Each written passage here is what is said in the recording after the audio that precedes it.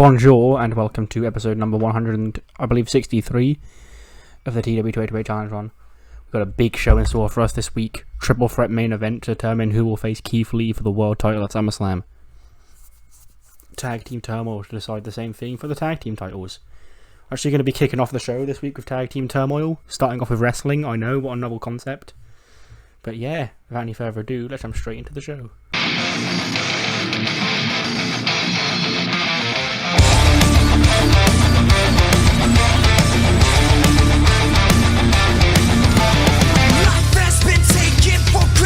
Too long, the lies and excuses have conquered.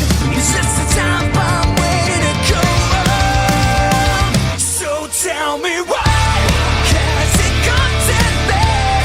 We live just like we're dead. Afraid of something, afraid of someone. It's time to rise from the ashes.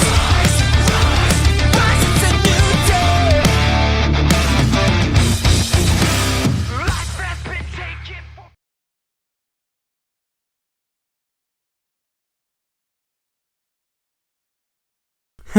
I actually afraid this would do worse, but it's fine, because Cameron Grimes is a beast apparently, and he carried this. But the first match of Tag Team Turmoil sees our two resident comedy tag teams, Everrise and the Stock Exchange, going 2-on-2, and it's the Stock Exchange who beat Everrise in 6:27.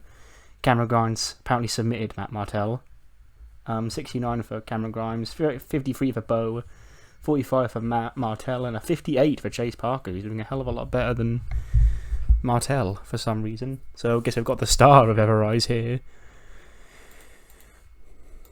The next team to come out is the Hurt Business, is Shelton Benjamin and Cedric Alexander, and they end the dream of the Stock Exchange fairly quickly because they're still exhausted after their first match. Shelton and Cedric beat them. Cedric pins Bo with a lumbar check. 62 for Bo, 73 for Grimes this time, 64 for Shelton, and a 76 for Cedric. Next team out is Humberto Carrillo and Akira Tozawa, Path of the Dragon. I believe every single match has been better than the last, because this one gets a 71. And Cedric and Shelton win again. They see off the threat of Path of the Dragon. Shelton pins Tozawa with a payder in 8:27. 51 for Carrillo, 74 for Tozawa, 65 for Benjamin, and an 82 for Cedric. Next team out is the good old resident odd couple tag team of Sheamus and Otis. And they get the job done. They eliminate the Hurt Business in 5:47. Sheamus pins Shelton with a bro kick. 83 for Otis, 81 for Sheamus, 79 for Cedric, and a 70 for Shelton. So advancing on to the next match will be Sheamus and Otis, and I believe they'll face... well, we're going to find out in a minute anyway. Oh yeah, Elias and Robert Stone of the A-list. And of course they win that. They win again. Sheamus again pinning with a bro kick to Robert Stone this time. 84 Otis, 89 Sheamus. 61 Stone, 81 Elias. And then finally, the final team in Tag Team Turmoil is the Vega Mafia of... what the fuck have I just done? Okay, so I've fucked up properly there. I must have triple clicked. So I'll have to use pictures, I guess, to sum up what's going on. So the first segment I clipped after the first match was the final of the Tag Team Turmoil, like I said, against the Vega Mafia. And Sheamus and Otis won that. Otis got the pin this time for his team after Sheamus had been taken out 2-on-1 because Bad Bunny came out and he distracted Scott and Escobar. And then Sheamus pinned one of them with the Caterpillar or whatever. So Sheamus and Otis, against all odds, are going to SummerSlam to fight for the Raw Tag Team Championships. After that, there was a segment. They got an 85 rating with Eve, Shane, and John Cena in the Raw management team's office, where Shane's like, you know, John, you've been back 1 week and we've already got some complaints of people on our roster that you've been a bit disrespectful around about these locker room. And Cena's like, what, me? I would never be disrespectful. I'm John Cena.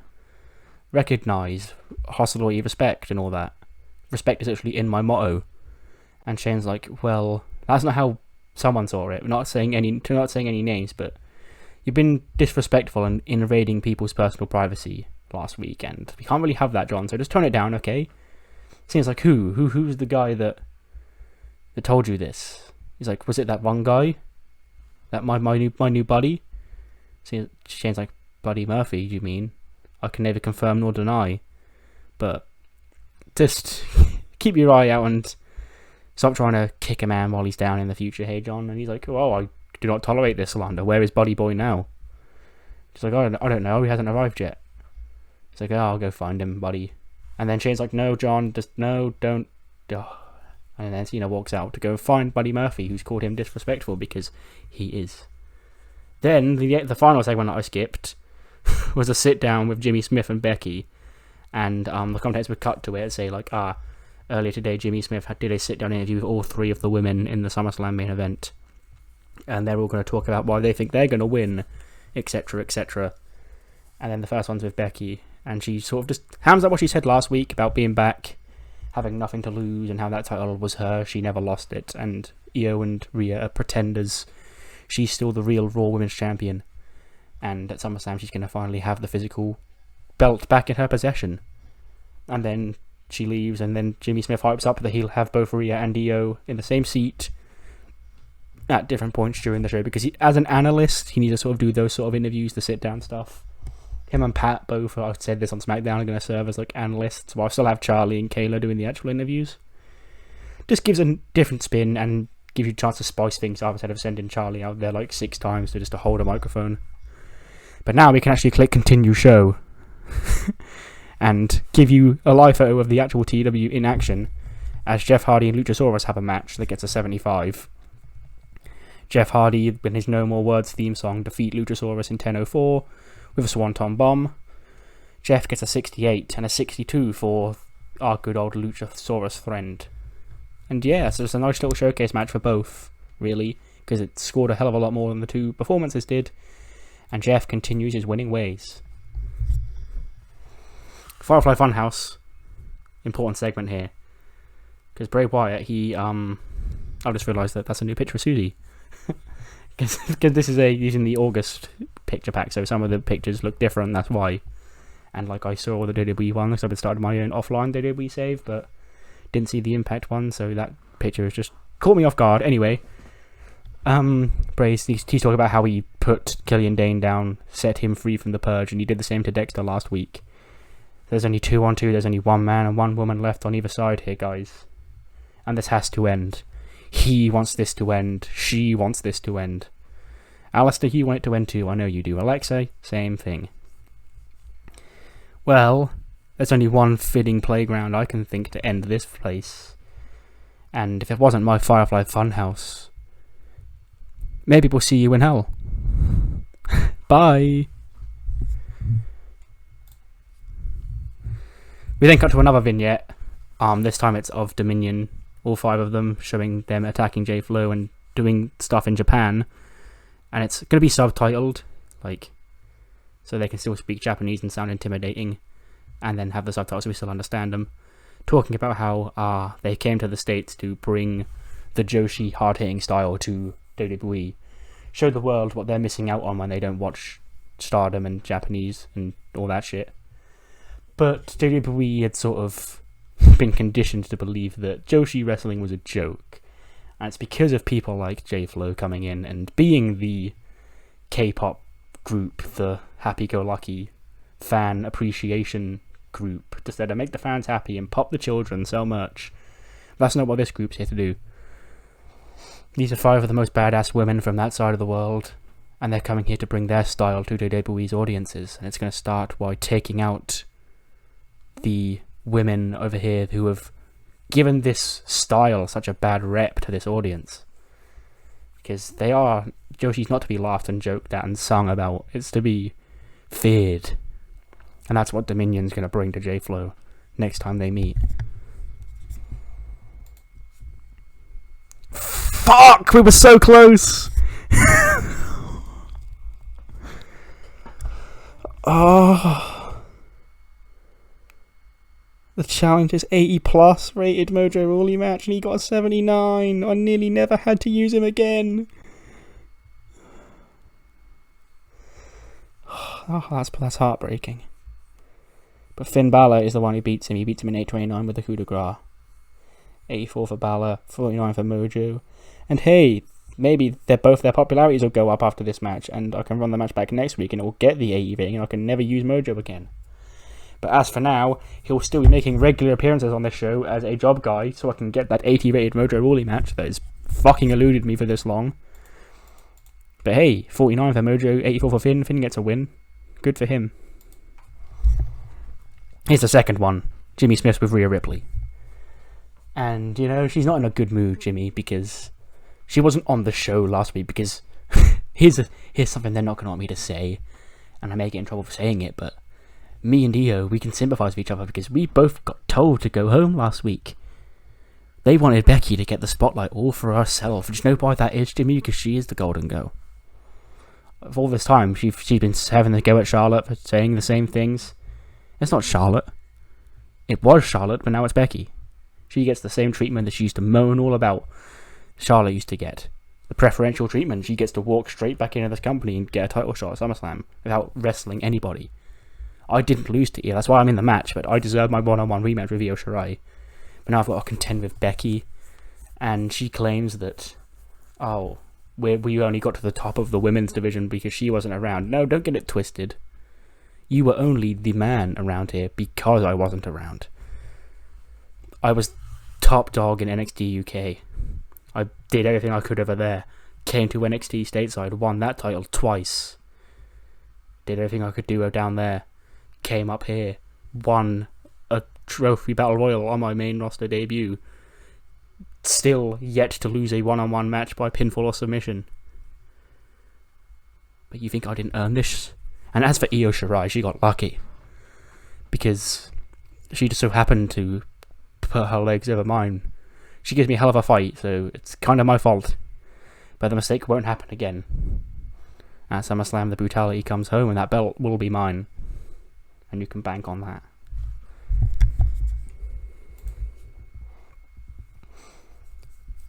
Welcome to the most must-see WWE talk show in history. Welcome to Miz TV. And it's Miz Morrison and the girls, because Elias and Stone were both in the turmoil match. And Miz has said there's been a lot on his plate recently, ever since the whole Woods-Kofi saga began. His and Morrison sort of got roped up in it, and even Woods and Kingston and Breeze all know that it wasn't him who did it, but somehow he's still involved in this stupid case. But hey-ho, Kofi was distracted, and Miz retained his title. But also, he still wants a shot at this belt, and as do Damian Priest and Christian. Why do all these people think they've got the right to challenge me for this belt? And they all come out, Kofi first, then Priest, then Christian, and we get the whole Miz TV group arguing. And Miz is like, stop arguing. Look, you all think you can have a shot at my title. Unfortunately, only one of you can. So, if we're doing it for the world title this week, how about next week we have a triple threat match main event? Kofi Kingston, Damian Priest, and Christian. The winner of that match will go on to SummerSlam to be my challenger. You got it? Now get out of my ring. So, Miz dropping the bombshell on the three people who were after his title. Next week they will have a triple threat. The winner will go on to SummerSlam to face him for the IC Championship. 69 nice. In a 9-minute, 18-second match, Paige gets a nice win on Raw. Another win, second week in a row, I believe. This time over Peyton Royce. And Paige gets a 70 and a 53 for Peyton. And then after the match, Paige grabs the microphone and she says, look, this run has meant the world to me this past year, being back here, doing what I would love to do in front of everybody. I even won the SmackDown Women's title at SummerSlam last year, but obviously this was never supposed to be a long-term thing. And returning the first pay-per-view in England in 29 years, that's older than I am. I wasn't even born the last time there was a pay-per-view held in England.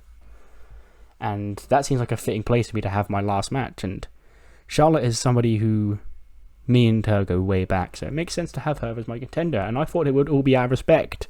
Despite how much I don't dislike how she's gone about herself in the last couple of years, I still respect her. But she obviously doesn't see it that way, because she attacked my best friend AJ last week for no reason other than, hey, she's my best friend and I'm wrestling Paige at SummerSlam. To try and get in my head, I guess. Well, Paige, Charlotte, you know me and you, we could do this all day, sister. You ain't getting in my head. and it's now personal. It used to be out of respect, but now it's you've disrespected me and my best friend, so I need to go out with a win, and quite frankly, you're going to be that name in the book that I beat on my last match. And you can only have yourself to blame at this point, after how you've treated me all these years, and how you treated AJ last week, and how you're treating Eve right now. Just entitled, and somebody needs to shut you up. And I'm going to be the one to do it at SummerSlam. Backstage segment. Bad Bunny is getting hyped with Garza and Raquel and Ricochet because he screwed the Vega Mafia out of the Turmoil main event. When the 4 Mafia women burst in, she's like, You really don't get it, do you? Why are you still here? This isn't your world. You don't see me come into the Emmys, interrupting your speeches, your performances, and making it all about myself now, do you? Then Ricochet steps in, he's like, actually, you kind of did do that at King of the Ring. And she's like, shut up, fool. No one asked you. He's like, well, no one asked you to DDT my friend Bronson Reed on the concrete last week, but that didn't stop you.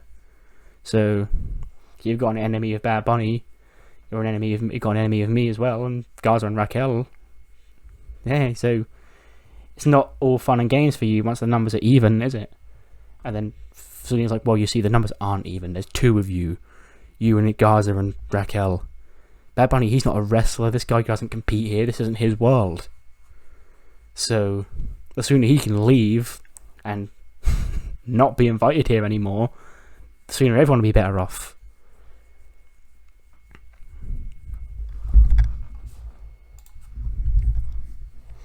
$49, just a random quick match. The Undisputed Era, all 4 of them getting a squash win over 4 local guys. Adam Cole pins Jeff Bernard with the flying crossbody. 66 for Strong, 73 for Bobby Fish, 88 for Kyle, 79 for Adam Cole, 49 for Nick Fahrenheit, 6 for Norman Spratt, 19 for Jeff Bernard, and a 24 for Jeremy Leary. We don't really care about those, we only really care about the Undisputed Era guys. Then after the match, Cole takes the microphone and he says, well, aren't we in for a nice night at SummerSlam? Edge challenged Adam Cole Bebe to a match at the pay-per-view, and he's on, so I'm going to put him back on the shelf. And now Kyle and Bobby have got to defend their titles against Sheamus and Otis. Sheamus and Otis, they're the best tag team this division has to offer. Everybody else, they've now got to start sticking guys together that don't even want to team up to take the Undisputed Era down, and that's going to be no problem, because SummerSlam, the best tag team in the world, the most united unit on this roster, going to beat two people who don't even like each other. It's not going to be a challenge. I'd like here to sit here and put them over for you, but they're not on the Undisputed Era's level. They're not on Fish's level. They're not on Kyle O'Reilly's level. They're not on Roddy's level. They're certainly not on Adam Cole Bebe's level. So SummerSlam should be a breeze. And for me, Edge, you sort of had it coming. So I'll see you one-on-one at SummerSlam too. Backstage segment, Buddy Murphy has arrived. John Cena puts his hand on his shoulder, smiling. He's like, hey, buddy. This shit eating around his face. He's like, oh, what, John? What is it? I'm wondering if you could help me at all. It's like, okay, yeah. What's up, mate? Yeah. It's like, you see, when I came here last week, buddy, apparently Shane and Eve told me that somebody said I was being disrespectful back here. And obviously I would never do that. I'm John Cena, damn it. I was probably on my way to a Make-A-Wish, probably getting my Make-A-Wish mode on, and accidentally was in a rush to get to it, so obviously didn't have time for somebody. Do you know who that would be, buddy, at all? And he's like, I don't know. And he's like, I think they said his name was Murphy something, buddy. Do you know who that is? I don't know who Murphy is. Buddy Murphy, whoever that is. And Buddy's like, look, John, you keep calling me Buddy. I'm not sure if you even realise now, but that's me. That is my name, and I didn't complain to management about you because honestly I don't really give a shit about you. Obviously I respect everything you've done for this business, but you're a bit of an asshole nowadays. But I've kind of expect that from you. I've had my fair share of dealing with assholes before on this roster. And yeah, so I wasn't the one who spilt it out. I wasn't the one who called you disrespectful to me, because quite frankly I don't really care what other people think. I'm just going to go out there and do my thing. But since you're here and you're confronting me, yeah, you're being a bit of a dick. And then he walks off. Cena's like, oh my gosh, how dare you? I am John Cena. I am the greatest Make-A-Wish granter in the history of the world. I am not being an asshole. You're an asshole, buddy. Finally, I believe this one actually got the best of them all, somehow. Jimmy Smith with Io Shirai. And probably a translator. Because obviously Io would speak a bit of English, but not fluent enough for this to be a properly effective sit-down interview. And she's heard what Rhea's had to say. She's heard what Becky's had to say. And both these women are so incorrect, because they're arguing about who the real man was in this division, whether it was Rhea because there was no Becky, or Becky because there was no Rhea. But let's make it one thing clear. There was an Io Shirai over in Japan all those years ago. The woman who was dubbed by many as the greatest female wrestler on the planet. Who took her chances stateside because she banked on herself. And she didn't quite win the first Mae Young Classic, but she became NXT Women's Champion. She became Raw Women's Champion, Women's Tag Team Champion, and now she's going on to the main event SummerSlam, so maybe that girl from Japan did do alright after all. Maybe she was the real deal. But before anyone had even heard of Rhea Ripley, before anyone had even heard of Becky Lynch, there was a Io Shirai. And there will still be an Io Shirai here on Raw as the top women after SummerSlam, when these two fall in line and realise that there ain't no one quite like the genius of the sky. Main event gets an 81. That's probably because there's no storyline attached to it. But yeah, it goes 20 minutes, and Drew McIntyre is going to SummerSlam, to the surprise of absolutely no one, I'm sure. He beats Bobby Lashley and Kevin Owens in a triple threat match. He pins Kev with a Claymore. 83 for Lashley, 90 for Drew, and a 91 for Kevin Owens. And then we end the show with Keith Lee coming down. He holds the World Championship up in the air as him and Drew McIntyre have a big boy face-off ahead of the World Championship match at SummerSlam. Night 1, I believe. Yeah, night 1, yeah. Because night 2 main event is the women's title match from Raw. 85. That's a pretty good show. But what matters more than the 85, of course, is what you thought of the show. So do let me know what you thought in the comments below. And I'll see you next time for episode 164, which will be SmackDown of Week 2. After a big cliffhanger at the end of last week's show, what will happen regarding the Usos, Seth Rollins, and Roman Reigns situation? Tune in to find out. See you then.